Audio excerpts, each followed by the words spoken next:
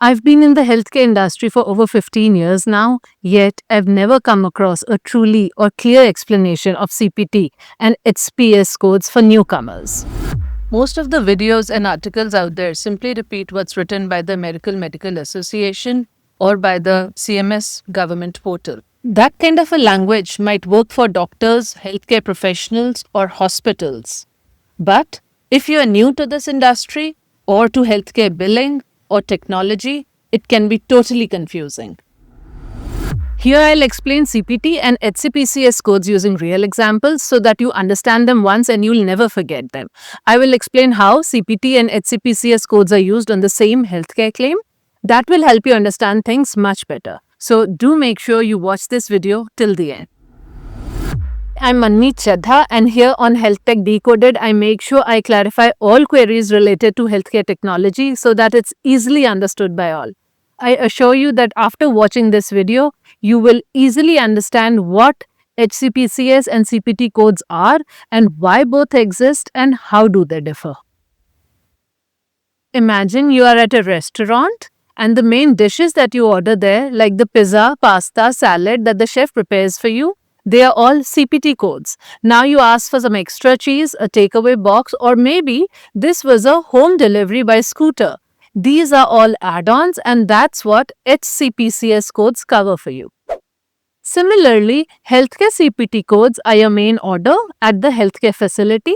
The doctor and the physicians, they take care of that order for you. All your add-ons like the medical supplies, drugs, transport, etc. are the HCPCS codes, which will also be added to your bill. If you're still confused, this example will make it more clear now. Let's take a patient who visits a specialist and the doctor advises a surgical procedure. The patient visit here falls under CPT coverage. The provider advises required radiology scans for the scheduled surgery, falls under CPT. Due to the emergency, the patient was brought to the hospital in an ambulance, that's HCPCS. The required surgery is done, CPT again. The supplies used during the surgery, syringes, gloves, medicines, etc., all under HCPCS. An implant may be required during the surgery, again HCPCS. While in the hospital, nurse care was provided. Here it is covered by CPT codes. Now when the discharge is planned, the patient is provided a wheelchair and an oxygen concentrator for in-home care. That falls under DME POS, which I will explain soon. Now that you understand the differences between CPT and HCPCS codes, let's further dig into the classifications. But before that, don't forget to subscribe to the channel and press the thumb icon if you are enjoying the video till now. The HCPCS or the Healthcare Common Procedural Coding System is divided into two main subsystems, HCPCS Level 1 and HCPCS Level 2. Both of these are utilized for healthcare billing. Level 1 consists of CPT codes that we've been already talking about. It stands for Current Procedural Terminology, and we saw already that these are used to submit claims for procedures and services performed by physicians and healthcare providers. The HCPCS Level 2 set is more widely recognized as HCPCS codes, which is pronounced HCPCS. It is the National Procedure Code set for billing equipments, supplies, medications, transport, and some other services as we already understand now. When medical coders and billers talk about CPT codes, it means they are typically referring to HCPCS Level 1 codes, and when they talk about HCPCS codes, they are referring to the HCPCS Level 2 codes. The HCPCS codes were specifically created in 1983 to fill in the gaps of the CPT codes because there were many services and items that the Medicaid and the Medicare were often required to pay for, but codes for those services and items were missing in the CPT code set. Understanding the structure first, the CPT coding system is a numeric coding system and it comprises of 5 numeric digits. The HCPCS codes, on the other hand, they have a alphabetic character followed by 4 numbers. The first letter can range from letter A to letter V. Now, what do they identify? CPT codes, they identify the medical, surgical and diagnostic services as we've already seen. And these services are provided by physicians, licensed practitioners, specialists, hospitals, laboratories and also outpatient facilities. And the HCPCS level 2 codes, they also identify some services that CPT does not cover. Example like services by registered nurses, dietitians, some therapists like speech, occupational, psychotherapists, etc. Certain home health services and ambulance services, as we already saw.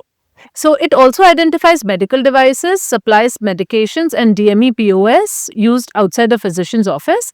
DME POS is the durable medical equipments, prosthetics, orthotics, and supplies. And this represents supplies and equipments that patients use at home or their other non-clinical setting.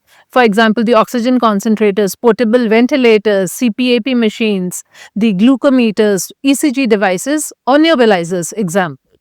Now, maintenance. The CPT codes, they are maintained and managed by the American Medical Association, and HCPCS, on the other hand, they are taken care by the Center of Medicare and the Medicaid Services. Let me quickly take you through a couple more examples here to be crystal clear on CPT and HCPCS usage. You will be easily able to differentiate through the use after these examples. Now, childbirth, very common example to talk about. So, for childbirth, the CPT codes will be used for the routine obstetrics care, ultrasounds, delivery process, either C-section or the labor-induced. The use of ambulance, supplies, hospital bed, nurse care, therapies, patient care, and even the educational sessions, drug supplies, and the postpartum visits, they're all covered by the HCPCS codes. Now, an example of magnetic resonance imaging. Let's see what CPT covers and what is covered by HCPCS here. CPT 72197 is for diagnostic radiology imaging of spine and pelvis, and it includes procedures without and with contrast. When the procedure is done with contrast, the contrast agent is identified by the HCPCS code here. In this case, it's A9579. As we all know that contrast agents are commonly used in the MRI procedures to enhance visualization. So then similarly for the brain MRI, the CPT code without contrast uses 70551 and 70553 with contrast. And whenever it's happening with contrast, the HCPCS codes that will be used for the brain MRI will be Q9953. So I hope with this you understand that how for a radiology service the CPT and the HCPCS codes are distributed. Now this is just a current glimpse of how CPT and HCPCS codes are distributed. As you see, most of the services and procedure codes are under CPT, and most add-ons, supplies, and few services are under HCPCS. This table can definitely come handy to you.